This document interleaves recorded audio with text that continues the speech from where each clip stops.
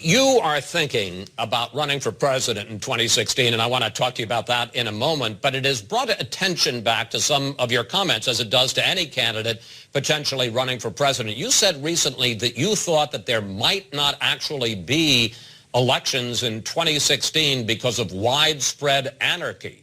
Do you really believe that? Well, I hope that that's not going to be the case, but certainly there is the potential, because you have to recognize that we have a rapidly increasing national debt, a very unstable financial foundation, and you have all of these things going on like the ISIS crisis that could very rapidly change things that are going on in our nation.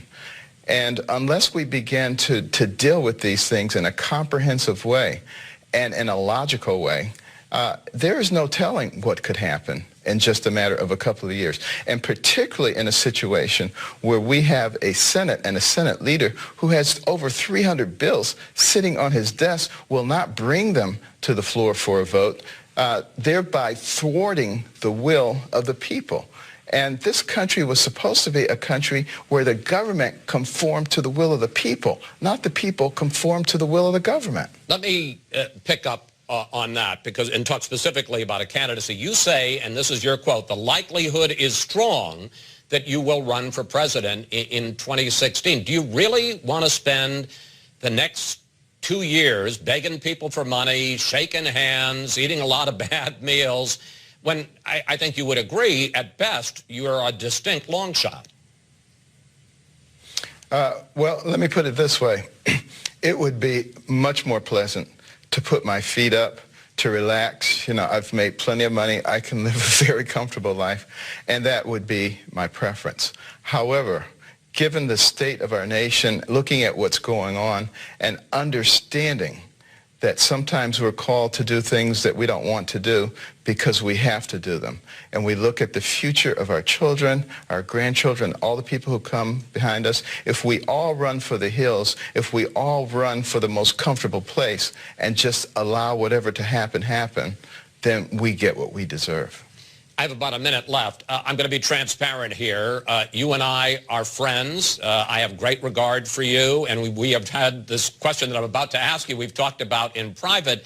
But after looking at Barack Obama and what's happened with his lack of political experience over these last 6 years, wouldn't putting Ben Carson in the Oval Office be akin to putting a politician in an operating room and having him perform one of your brain surgeries? I don't think so. I think what is required for leadership is wisdom and the ability to assemble an appropriate team, ability to listen, and an ability to make wise decisions. And we also have to recognize what I said a little bit earlier. Our system was designed by our founders with the people in mind, and with the will of the people in mind, not with the will of the government. If you want the will of the government, yes, you need people who spend their whole lives in politics, and they are people who are much more likely to be able to impose the will of the government. But I don't think that that's what we need. And Jefferson said, when things got so bad, the people would actually make a correction. I think it's time to make that correction now. Ben Carson, thank you. Thanks for coming in today. It's always